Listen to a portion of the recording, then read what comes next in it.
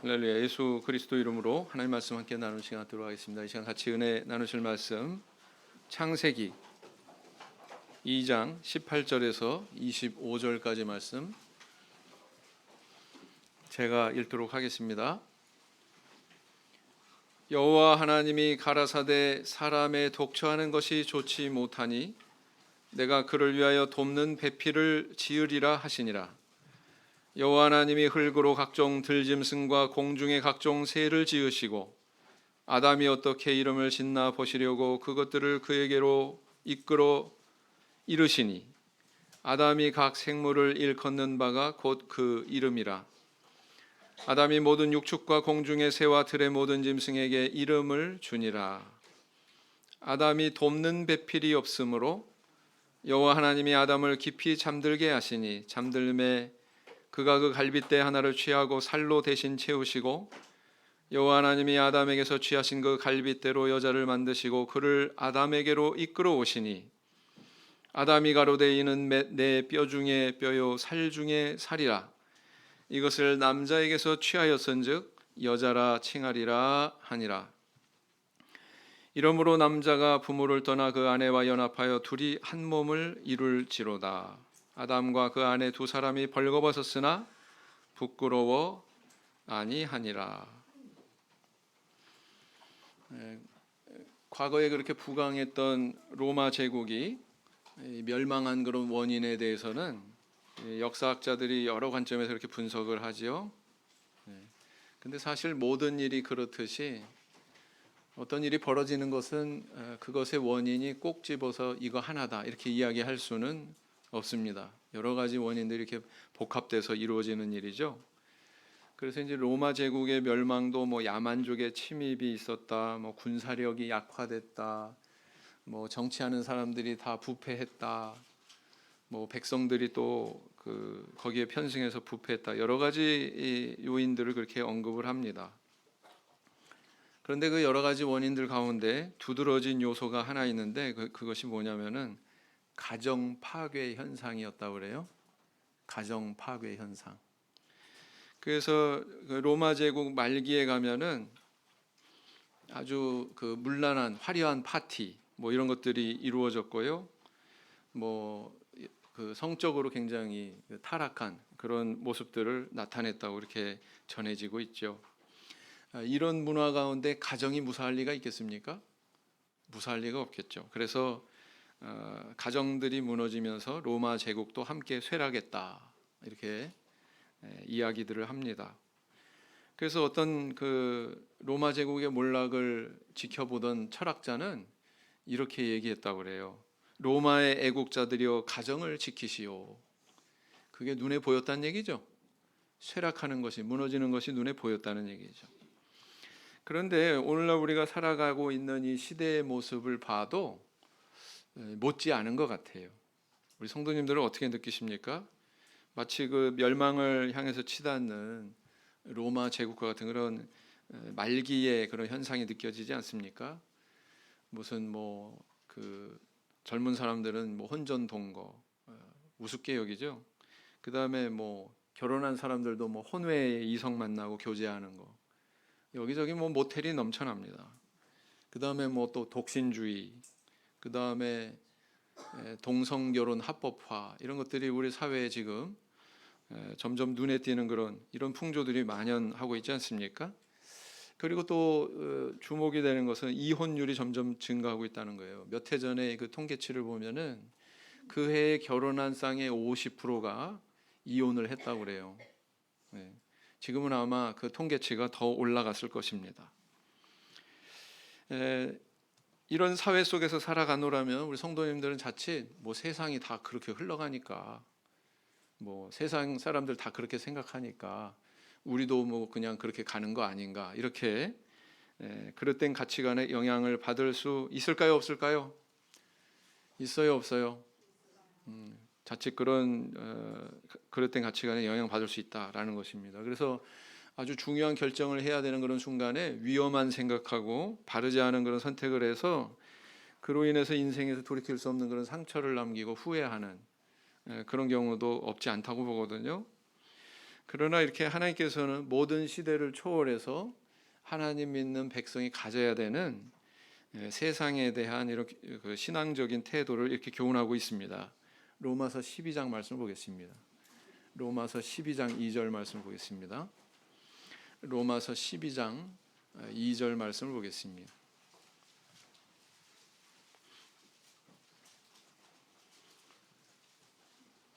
로마서 12장 2절 말씀을 보겠습니다.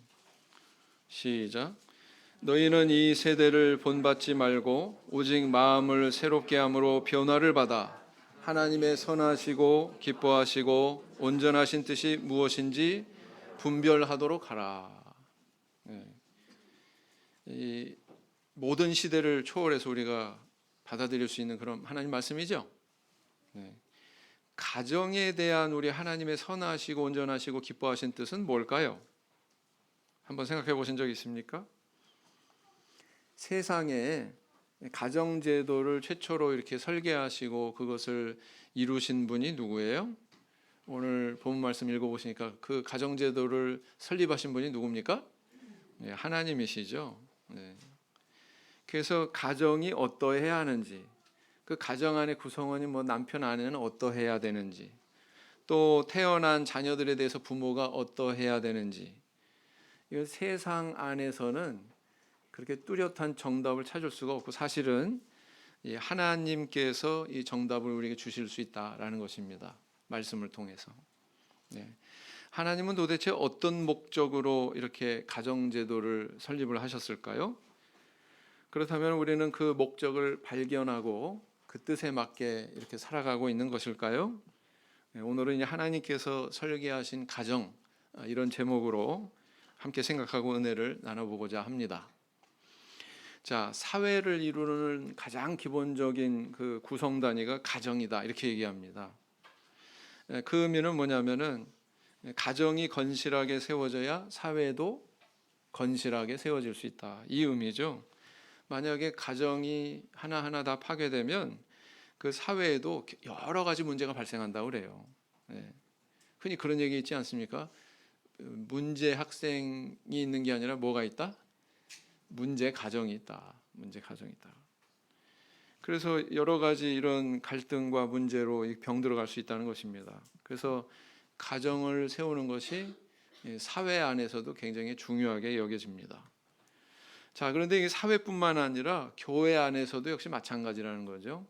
우리 교회를 이루는 가장 작은 단위는 우리 신도 한 분 이렇게 얘기할 수 있지만 그거보다 확장된 작은 요소는 가정이다 이렇게 볼 수가 있습니다. 가정이 작은 교회다라는 얘기죠.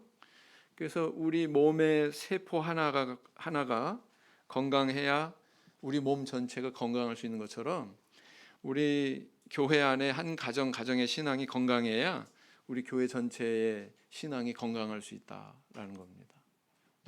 왜요? 우리 교회도 하나의 사회거든요. 그래서 우리는 교회를 어떻게 세울 것이냐라는 것을 만약에 우리가 고민하게 된다면 그것은 바로 우리 가정의 신앙을 어떻게 세울 것이냐라는 그 고민하고 맞닿아 있습니다. 그러면 우리는 어떻게 우리 가정의 신앙을 세울 수 있을까요? 그것은 먼저 하나님께서 설계하신 가정은 이런 것이다라는 것에 대한 이해가 선결돼야 됩니다. 그것을 이해할 때 우리의 노력의 방향도 뚜렷해질 수 있는 거거든요. 그것을 이해하지 못하면 우리가 헛수고할 수도 있는 거거든요. 그러니까 여기에 대해서 과연 하나님께서 설계하신 가정은 어떤 것이냐, 여기에 대한 이해가 우리에게 있어야 되겠습니다. 자, 그러면은 하나님께서 설계하신 가정은 무엇으로 비유할 수 있을까요? 첫째는 뭐냐면 부족한 것을 채워주는 정비소다라는 것입니다. 뭐라고요? 부족한 것을 채워주는 정비소다. 자, 2장 18절로 돌아가겠습니다. 여호와 하나님이 가라사대 사람의 독처하는 것이 좋지 못하니 내가 그를 위하여 돕는 배필을 지으리라 하시니라. 돕는 배필. 자, 18절에만 나오는 게 아니라 20절에도 뭐라고 그랬어요? 역시 돕는 배필. 이 표현이 나오죠? 두 번 이 표현이 나오고 있습니다. 하나님께서는 세상 만물 창조하신 다음에 마지막으로 사람을 만드셨는데 아담보다 더 나중에 뭘 만드셨어요? 하와를 지으셨어요. 근데 아담의 돕는 배필로 지으셨다, 이렇게 기록하고 있습니다. 그래서 이 오해하지 않아야 될 것은 뭐냐면은 뭐 여자가 남자보다 열등하거나 돕는 배필이라고 했으니까 뭐 무조건 종처럼 남자가 부려도 된다, 이런 뜻이에요, 아니에요?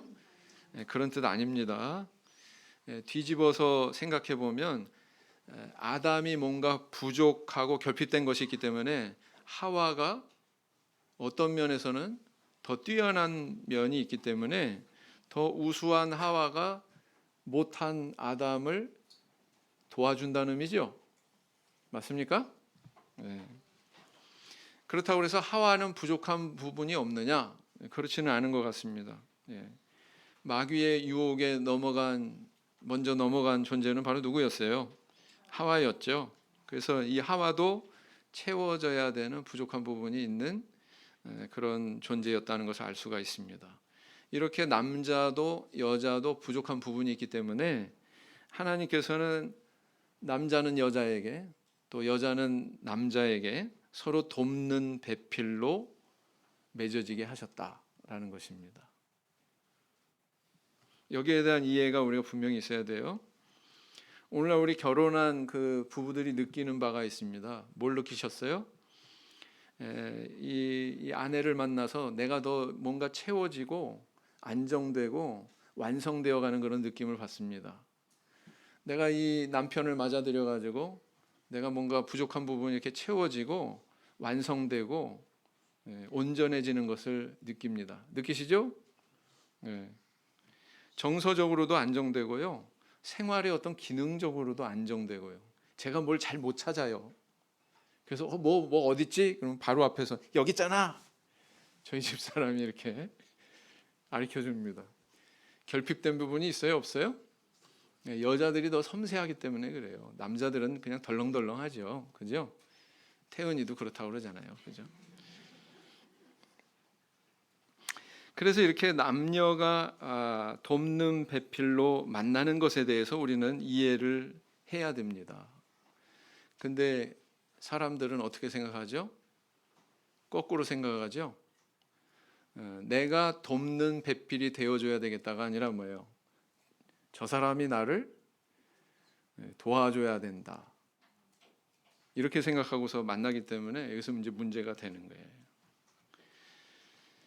그래서 이제 이 결혼이 불행해지고 남녀간의 만남이 이제 불협화음이 나기 시작하는 거죠. 그렇게 되지 않기 위해서 우리가 먼저 알아야 될 것, 하나님은 서로 돕는 배필로 이렇게 창조하셨다는 거예요.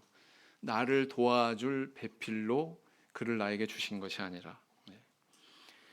이런 이해는 인생의 반려자를 정하기 이전부터 당사자나 당사자의 부모에게 필요합니다. 우리 어린아이들 동화책에 신데렐라 이런 동화책 있는 거 아시죠? 그런가 하면은 또 평강공주와 바보 온달 이런 동화책도 있어요, 없어요? 있어요. 신데렐라 이야기는 뭡니까? 신데렐라 이야기는 이거는 완성된 왕자를 맞아들이는 이야기예요. 그죠? 백마탄 왕자가 탁 나타나서 이렇게 짝을 맺는 그런 이야기입니다. 근데 평강공주와 바보 온달 이건 뭐예요? 어떤 내용입니까? 그 내용이 평강공주는 그렇게 뭐 유망한 그런 남자들 많은데 다 마다하고 바보 온달을 남편으로 맞습니다. 그렇죠? 그런데 잘 이렇게 내조하고 뒷바라지 해가지고 나중에 장군으로 만들죠. 그런 이야기가 이 동화책의 내용이거든요. 자, 교회 안에서 중매를 하노라면 대부분 당사자나 아니면 당사자의 부모님이나 뭘 추구하는 줄 아세요? 평강공주가 아니라 신데렐라가 되기를 원하더라고요. 그 특징은 뭐냐면 조건이 많아. 믿음만 있으면 되지요, 뭐 이렇게 시작해요. 시작은. 그런데요. 그래서 조건이 하나 붙는데 무한대로 붙어요. 머릿속에 뭘 생각하고 있다는 거예요? 예? 백마탄 왕자, 그죠? 완성된 그런 인물을 갖다가 마음속에 그리고 있다는 것을 의미하는 겁니다. 근데 어디 현실은 그렇던가요? 예? 백마탄 남자가 아니라 그 왕자가 아니라 뭐예요? 슈렉이지 거의. 그렇잖아요. 바보 온달이지. 뭐가 덜 떨어지고 뭐 나사가 몇 개 빠지고 뭐 이런 사람들이 다 뭐 대부분이지. 그런 사람 없어요. 나사 다 쪼여져 있고 완벽한 사람은 없습니다. 진짜로. 사람은 계속 인생을 살아가는 동안에 변화하고 발전하고 그렇게 돼 있어요. 하나님께서 그렇게 창조하셨어요. 떡 완성해 놓고서 잘 살아라 그러지 않습니다. 다시 말하면 다 바보 온달로 그렇게 만드셨거든요. 근데 구하는 거는 백마탄 왕자예요. 이게 되겠습니까? 안 되죠? 네. 그래서 이걸 이해하지 못하기 때문에 결혼 성사가 힘들고요. 성사돼도 나중에 그 생활이 힘들어지는 겁니다. 그래서 결혼하기 전에 짝 정하기 전에 먼저 가져야 되는 올바른 관념, 성경적인 관념은 뭐냐면 뭐예요? 돕는 배필이 되어야 되겠다. 나의 부족한 점을 또 돕는 배필을 구해야 되겠다. 이런 생각을 가져야 된다는 거예요. 완성형이 있어요, 없어요? 없어요. 하나님은 우리한테 반제품 주시지 완제품 안 주세요. 네. 그거를 아셔야 된다라는 것입니다. 이삭은 아내를 도울 줄 아는 배필이었습니다. 리브가는 20년 동안 애를 낳지 못했어요. 근데 이 문제에 대해서 이삭이 어떻게 도왔어요? 기도했어요.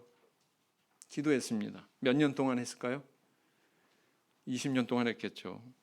창세기 25장 21절을 보시겠습니다.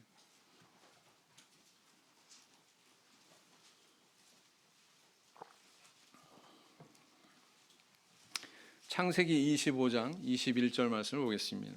같이 읽겠습니다. 시작. 이삭이 그 아내가 잉태하지 못함으로 그를 위하여 여호와께 간구하매 여호와께서 그 간구를 들으셨으므로 그 아내 리브가가 잉태하였더니 그랬어요. 자, 그래서 이렇게 오늘날 이 가정이라고 하는 것은 서로 돕는 배필이 만나서 구성되는 곳이다. 여기에 대한 이해가 우리에게 뚜렷이 있어야 된다라는 것입니다. 이것이 기초가 될 때 우리가 온전한 믿음의 가정을 세울 수가 있게 되는 거죠. 고린도전서 11장을 보겠습니다. 고린도전서 11장 11절에서 12절. 고린도전서 11장 11절에서 12절.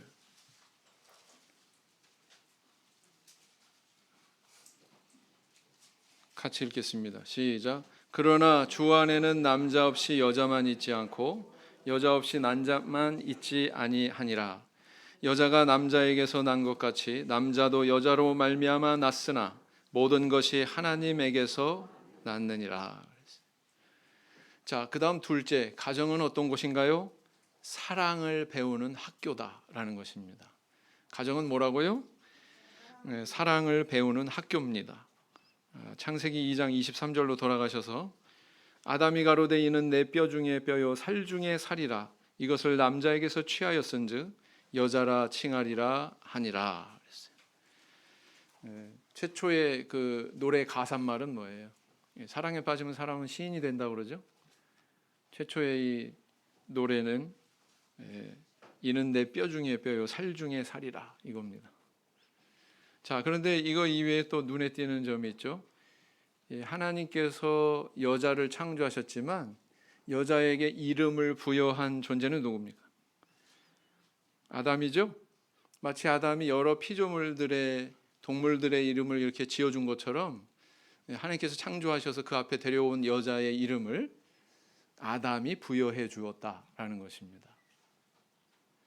이것은 다른 만물의 존재의 의미를 부여한 것처럼 하와라고 하는 그런 존재의 의미를 누가 부여하고 있는 거예요? 아담이 부여하고 있는 거예요. 자, 우리는 인생을 살아가면서 모두 특별한 호칭을 경험하죠. 특별히 이렇게 가정을 이루는 부부 관계를 맺었을 때 부부 간에 다른 누구는 끼어들 수 없는 그런 호칭이 있습니다. 뭐예요? 네, 여보, 당신, 이 호칭입니다. 다른 사람한테 이거 함부로 쓰면 돼요, 안 돼요? 네? 쓸 수도 없죠. 둘만 사용할 수 있는 걸 호칭이에요. 젊은 사람들은 근데 또 이거 좀 소름 돋는다고 이 호칭 안 쓰는 사람도 있어요. 뭐 오빠 오빠 이렇게 이야기하기도 하고 이름 부르기도 하고. 저는 그러면 안 된다고 봅니다. 이거 쓰세요. 이 호칭 쓰십시오. 아시겠죠? 네. 오빠 오빠 하면 안 됩니다. 이 호칭을 통해서 이 부부 둘만의 아주 매우 깊은 특별한 교감을 나누게 되지요. 만약에 그 사이에서 또 자녀가 태어나게 되면 또 새로운 호칭이 생깁니다. 뭐예요? 뭐 아들, 딸, 아빠, 엄마 이런 호칭이죠. 이런 호칭을 통해서 또 자녀는 자녀대로, 부모는 부모대로 자기의 어떤 새로운 존재, 그런 존재의 가치 이런 것들을 이제 경험하게 되죠. 네, 그렇습니다. 나와 혈육이 아닌 다른 사람은 이 호칭들 함부로 사용할 수가 없어요. 네. 지우가 저한테 아빠 그러면 되겠습니까? 안 되죠. 그럼 뭐 부모님들이 난리 나죠. 그러면 그렇죠? 가족 울타리 안에서만 쓰는 용어란 말이에요. 그렇죠? 그런데 이런 호칭뿐만 아니라 호칭을 사용하는 것에서뿐만 아니라 가정의 울타리에서 가족은 더 깊은 사랑의 교감을 나누게 되지요. 네. 그래서 부모는 자녀에게 사랑을 주고 자녀들은 부모로부터 사랑받으면서 그렇게 생활하게 됩니다. 그래서 무엇가 사랑인지 또 그것이 어떻게 베풀어져야 되는지 이런 것들도 배우게 되지요. 그래서 가정은 여러 가지로 이렇게 정의할 수 있겠지만 가장 본질적인 것은 사랑을 배우는 학교다 이렇게 얘기할 수가 있습니다. 영국에 아주 유명한 그런 기독교 변증학자가 있는데요. 그 사람이 이런 말을 했대요. 사람은 에로스의 사랑으로 태어나서 남녀 간의 사랑을 얘기하죠. 그 다음 스트로게의 사랑으로 양육받고 가족 간의 사랑을 얘기하는 거죠. 그 다음 필리아의 사랑으로 성장해서 이거는 친구와 친구 사이의 우정 같은 거죠. 그 다음에 아가페의 사랑으로 완성된다. 이런 말을 했대요. 성경 다음으로 훌륭한 말이 아닌가.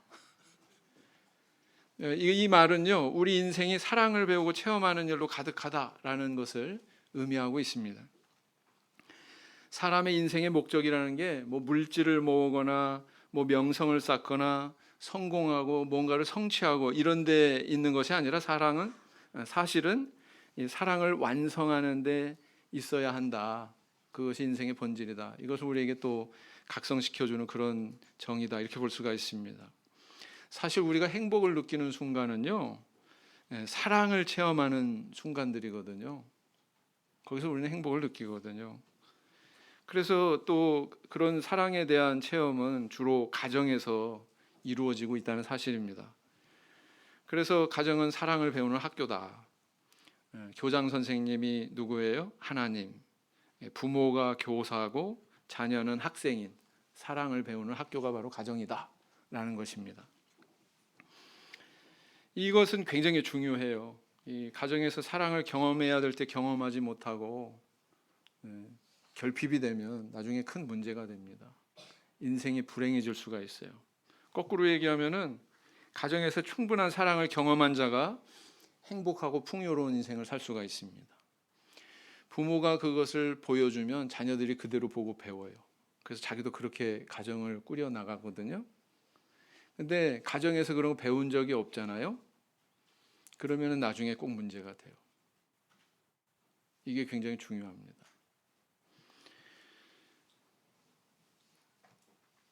2005년에 그 통계 영감을 보면은요, 한국 청년층 20살에서 25살 사이 남자 평균 키가 173cm래요. 자기 키랑 비교하라고 이거 얘기하는 거 아니고.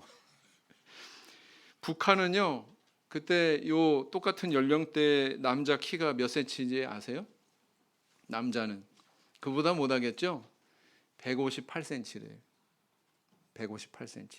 이유가 뭘까요? 영양 공급이 충분치 않으니까. 자, 그래서 158cm가 돼서 성인이 됐어요. 성인이 됐는데 나중에 영양 공급 충분히 해준다고 그래서 그 키가 더 크든가요? 커요, 안 커요? 성장기 지났으니까 더 안 큽니다. 그냥 그대로 멈춰버리는 거예요. 참 가슴 아픈 얘기죠. 네. 근데 우리 영혼의 현상도 똑같아요. 가정에서 사랑을 배워야 하는데 그 시기에 제대로 배우지 못하면 나이 먹고 성인이 되고 뭐 결혼도 하고 그래도요, 맨 그 자리에 영혼이 그 자리에. 네. 그래서 그런 어린아이 수준에서 행동하게 되고 말하게 되고 그런다라는 것입니다. 그래서 어떤 문제들이 일어납니까? 뭐 아내 때리는 남편 이런 얘기 들어보셨죠? 요즘엔 거꾸로 아내한테 매 맞는 남편 이런 얘기도 있더라고요. 왜 그런 일이 일어납니까?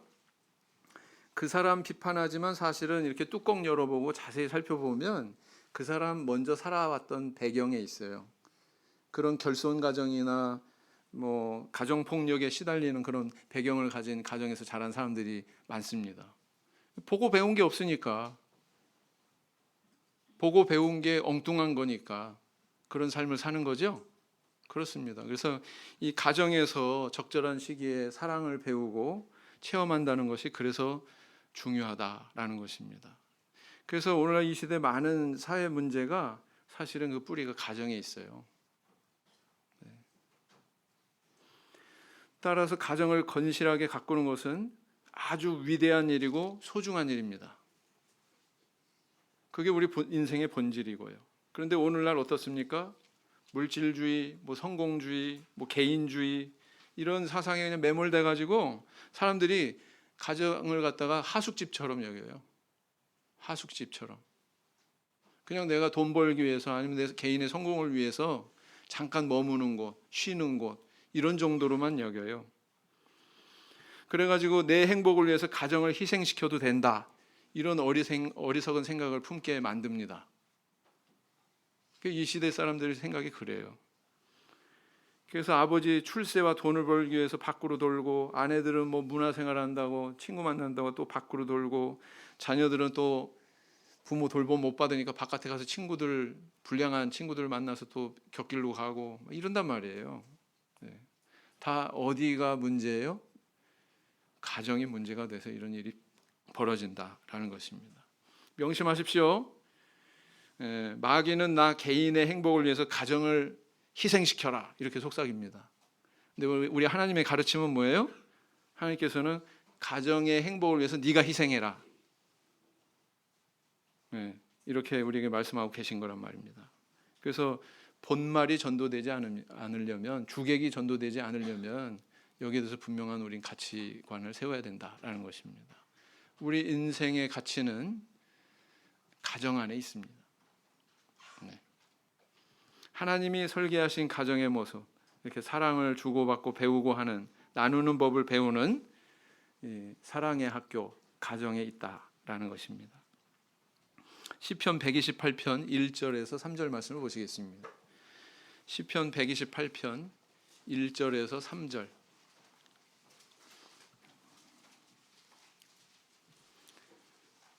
같이 읽겠습니다. 시작. 여호와를 경외하며 그 도에 행하는 자마다 복이 있도다. 내가 내 손이 수고한 대로 먹을 것이라. 내가 복되고 형통하리로다. 내 집 내 실에 있는 내 아내는 결실한 포도나무 같으며 내 상에 둘린 자식은 어린 감람나무 같으리로다. 이 성전에 올라가는 노래거든요. 하나님이 계신 그 성전에 올라가면서 이스라엘 백성들이 이런 행복한 가정의 모습을 그리고 있어요. 아주 평범한, 뭐 출세하고 명성 날리고 그런 사람은 세상에 손꼽는 사람들만의 누림이에요. 근데 하나님께서는 모든 사람들이 누릴 수 있는 그런 길을 주셨죠. 뭘 통해서요? 가정을 통해서. 사실은 여기에 우리의 행복의 뿌리가 있는 겁니다. 돈 몇 푼 벌으려고 애들 방치하지 마세요. 그 참 어리석은 겁니다. 그 돈 몇 푼 벌어가지고 뭐 어디다 갖다 줘요? 애 맡겨야 되니까 또 어린이집에 갖다 줘야 되고, 그죠? 또 할머니한테 맡기면 뭐 그냥 공짜로 맨입으로 맡기나? 용돈이라도 집어드려야지, 그죠? 그게 그 돈이에요. 자녀가 가장 원하는 건 뭐 맛있는 간식도 아니고요, 뭐 다른 무엇도 아니고 부모님이 함께 해주는 겁니다. 그 이상 아이한테 필요한 게 없고요. 그걸 통해서 아이들은 사랑을 배우기를 원합니다. 그런 본질에 충실하시는 저 성도님들 되시길 바랍니다.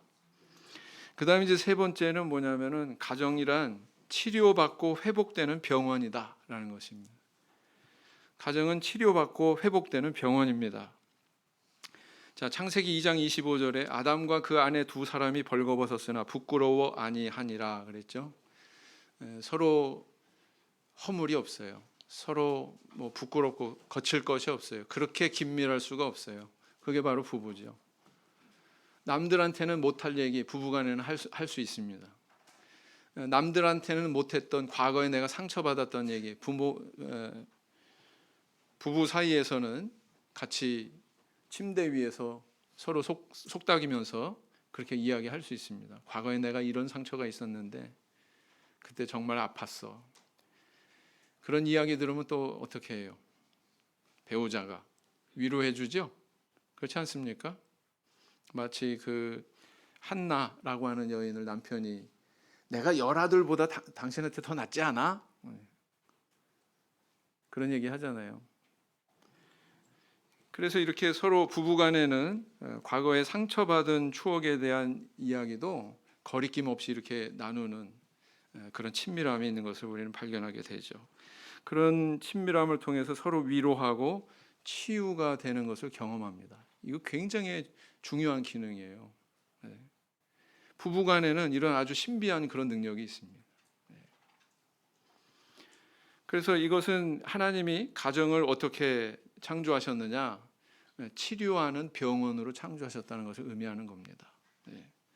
남편은 밖에서 막 힘든 일하고 마음 상할 일 많죠. 자존심 상하고 하루에도 몇 번이나 막 사표 쓰고 싶고 막 그런 일 당하기도 하고 정말 여자들은 그런 거 잘 모릅니다. 지금은 모르겠어요. 지금은 또 밖에서 사회생활하는 경우가 많으니까 좀 이해도가 높아졌을지 모르겠는데 정말 이 남편 되는 우리 가장들은 밖에서 힘들게 그렇게 싸우면서 살고 있거든요. 그래서 집에 들어오면 어때요? 집에 들어오면 참 그 마음 상한 일, 상처받은 거 다 아내로부터 그렇게 또 쉼을 얻고 위로받고 그렇게 다시 회복하기를 원합니다. 가정은 그런 기능이 있어야 돼요. 오자마자 바가지 긁고 막 그러면 안 돼요. 자녀들은 어떻습니까? 밖에서 놀다가 혹시 뭐 넘어져서 뭐 육체에 상처가 나거나 아니면 친구한테 얻어맞아가지고 상처받고 집으로 와서 어떻게 행동합니까? 부모 품에 안겨가지고 통곡하죠. 그러면서 부모 품에서 이렇게 위로를 받고 그러면서 또 회복합니다. 자, 이게 바로 가정이다. 가정은 상처를 치유하는 병원과 같은 곳이다라는 것입니다. 그렇게 치유되어야만 다시 회복하고 힘을 얻고 밖에 나가서 생활할 수가 있는 거죠. 그래서 이 기능이 돼야 돼요. 가정이. 집에 오자마자 그냥 바가지 긁고 막, 오히려 상처받고. 여러분 창세기에 보면 요셉이라고 하는 그런 인물이 나오죠. 요셉도 참 상처가 많았을 거다. 우리 이렇게 추정을 해볼 수가 있습니다. 10대의 감수성 예민한 그 사춘기에 가정으로부터 어떻게 보면 가장 깊은 상처를 받았어요. 배다른 형들로부터 이렇게 배반당해가지고 종으로 팔려가지 않았습니까? 근데 또 상처가 그것만 있었나요? 자기는 정직하게 정말 하나님 앞에서 양심 바르게 살았는데 보디발의 아내가 유혹을 하다가 그 유혹을 뿌리치려고 자기가 옷을 벗고서 거기서 벗어나려고 하는데 자기를 겁간하려고 했다는 증거물로 이게 둔갑하죠.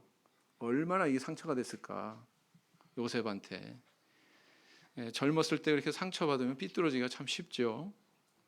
더욱이 감수성 예민한 그 시기에 그렇게 상처를 받으면 사람은 막 나갈 수가 있어요. 인생 막 살아버릴 수 있어요. 근데 요셉은 어떻게 그렇게 했습니까? 그러지 않았죠. 이 요셉이 상처가 치유되는 순간이 있었습니다. 언제 치유된 것 같아요? 저는 여기서 근거를 찾습니다. 온 제사장 보디베라의 딸 아스낫을 아내로 맞아들여서 이제 자녀를 낳습니다. 장남을 떡 낳았는데 장남 이름을 뭐라고 줬어요? 므낫세. 므낫세의 뜻은 잊어버리자, 망각 이런 뜻입니다. 도대체 뭘 잊어버리자고 이렇게 장남 이름을 이렇게 줬을까요? 망각. 뭘 망각하겠다는 거예요? 아마도 과거에 자기가 살아오면서 10대 때 그렇게 받았던 상처 이런 거 다 잊어버리자. 언제 이런 결심이 섰어요? 가정을 이루고 자녀를 낳고 하다 보니까 이제 이거 잊어버려도 되겠다. 잊어버리자 이거. 네. 이런 결심이 섰던 거죠. 가정에 열쇠가 있었다. 저는 이렇게 생각합니다. 가정은 이렇게 사람의 영혼을 치유하는 아주 신비로운 그런 힘이 있어요. 그 안에. 네. 그래서 오늘날 이 세상 사람들은 이 가정을 그런 치료하는 병원으로 여기질 못해서 오히려 뭐 상처를 주고받는 그런 전쟁터로 만들기도 하죠. 네? 이게 문제예요. 가정은 그런 곳이 아니거든요. 가정을 전쟁터로 만들면 안 돼요.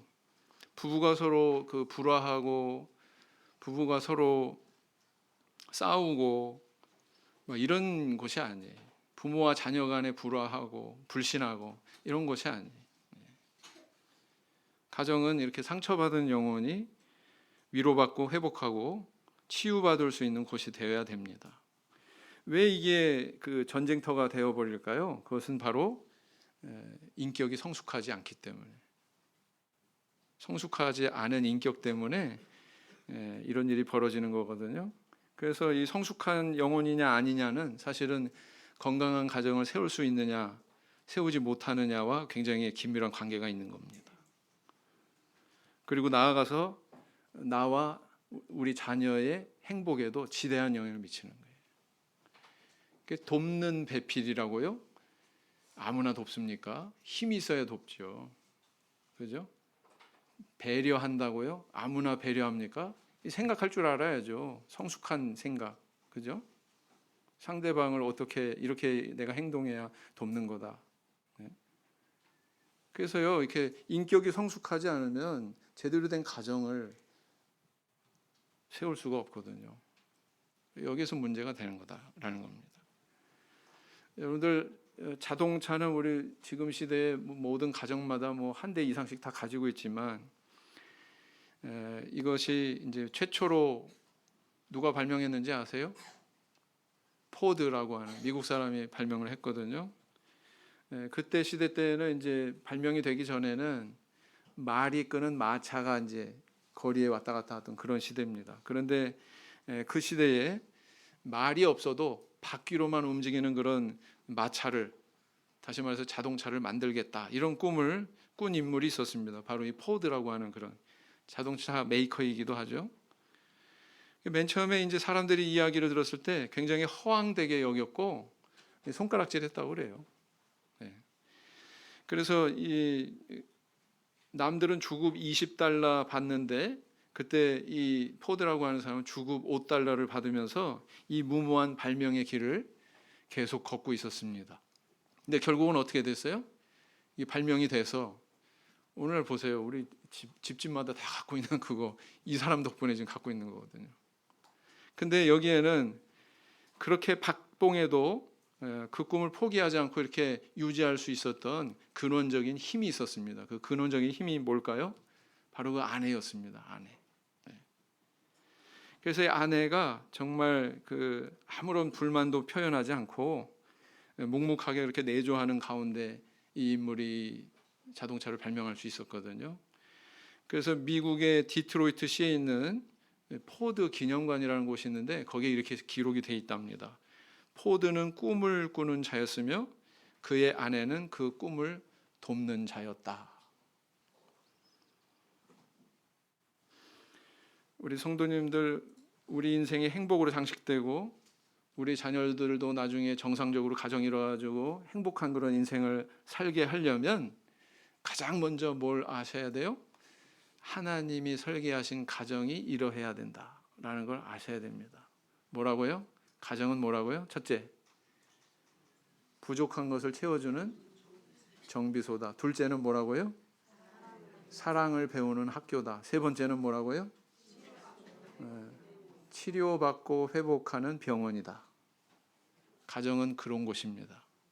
그런 가정을 이루기 위해서 노력하시는, 하나님의 교훈을 가까이 하시는 저 우리 성도님들 다 되시기를 예수님 이름으로 기원드립니다. 묵상 기도하시겠습니다.